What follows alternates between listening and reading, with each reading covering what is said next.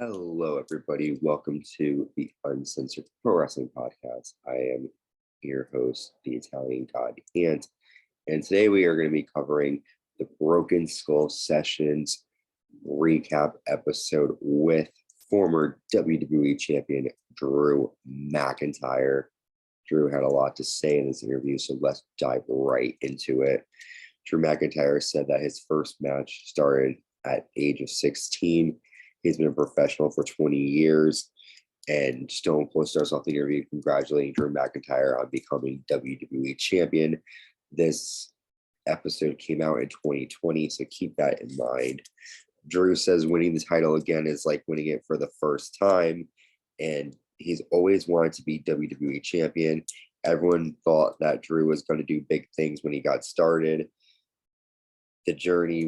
It was a journey where Drew thought he would never be champion, and the fans chose him to be champion, not the company.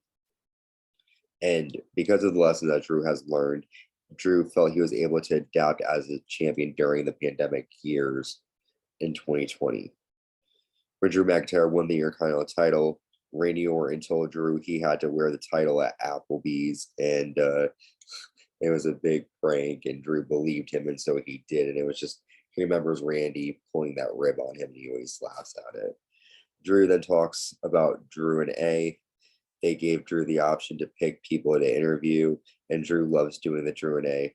And we see him talking to Matthew McConaughey about Matthew's love for professional wrestling. And then we see a picture of a young Drew McIntyre meeting Yokozuna, and they talk about how Yokozuna needed to eat 50 eggs or something. And then we see another picture of a young Drew McIntyre sleeping with a Stone Cold Steve Austin bed sheet, and he was obsessed with Stone Cold. Drew watched wrestling with his aunt and his uncle, and Drew told everyone he would want to be a wrestler one day when he grew up. And Jake Roberts showed up one day at a training session, and Drew was 16, and Roberts stopped the session and said that this guy could make it in the business, and Drew got really, inspired hearing that from Jake Roberts. Drew then went on to get a degree in criminology, and he became friends with Sheamus quickly, and they fought in a match in Ireland. They were big Bret Hart's fans, and Sheamus taught him how to work out, diet. And while Sheamus taught him all of that, Drew helped Sheamus improve his in-ring work. Sheamus had a connection with WWE, and Sheamus and Drew were fighting during the tryout for WWE. The Undertaker was there watching and laughing. At the time, Drew thought that The Undertaker was laughing at him. However, it was just him laughing with other friends. Steve Kerwin told him he would have been signed, but Johnny Ace wasn't there and could come back. So Bobby Lashley and the Boogeyman hung out with Drew McIntyre and Sheamus, and Bobby Lashley told Drew he could be like Randy Orton. And 6 months later, Johnny Ace called him and told Drew, "I think I'm going to sign you."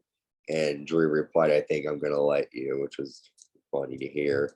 Drew then would go on to fight for OVW. While he was there for his first week, and then he got called up for TV.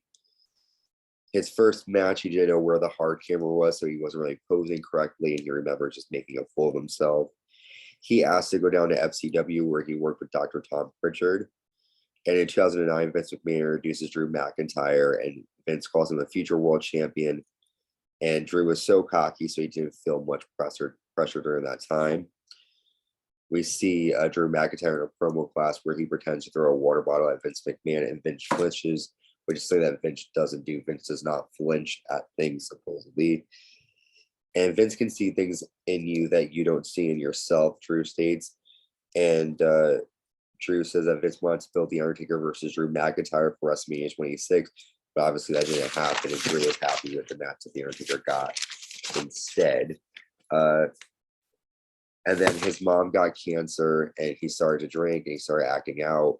The Undertaker was his mentor, and he didn't tell the company. He would ask Undertaker questions, and Undertaker would say, "Stop playing wrestler, just be a wrestler, don't rush. Less is more."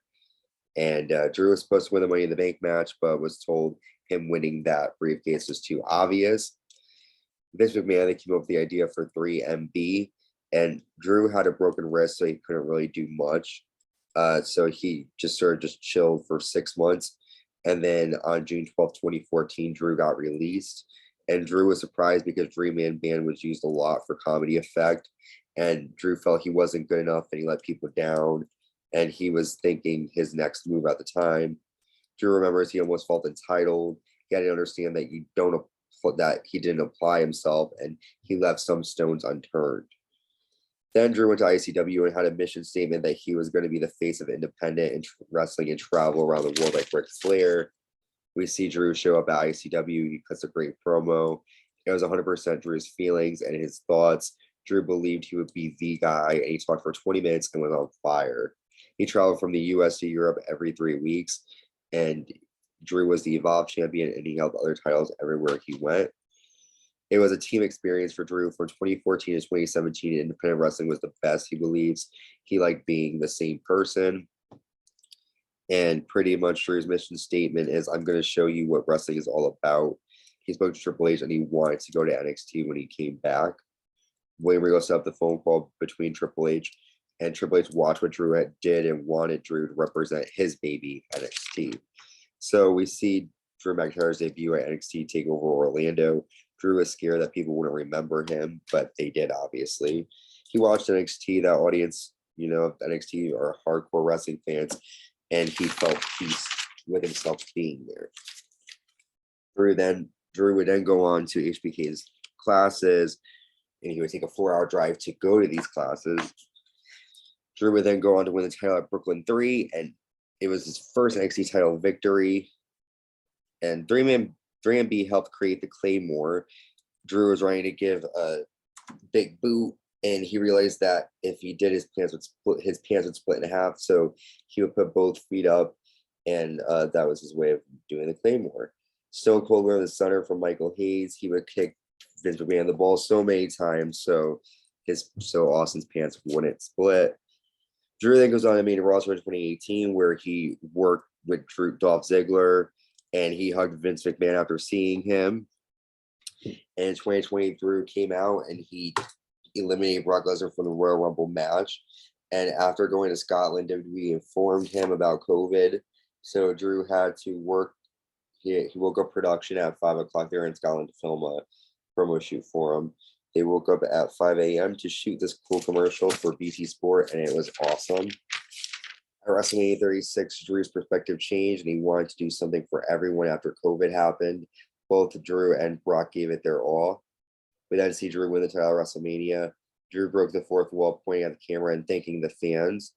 He then talks about Randy Orton, and Drew claims that he always wanted to be like Batman, not Superman. Superman is an alien, and Drew claims that Batman is just a regular person, and Drew claims that Randy Orton is Drew's Joker. And then we see a promo from August 2020 that Drew gave to Randy Orton, and in that promo, Drew says that Randy didn't help him when he needed it 10 years ago. Randy doesn't know how good Randy is. So Drew sees himself as leading by example. He tried all different kinds of things to draw eyes on WWE during that time, and Fit Finlay helped him with that. Stone Cold says Drew McIntyre has the best promos.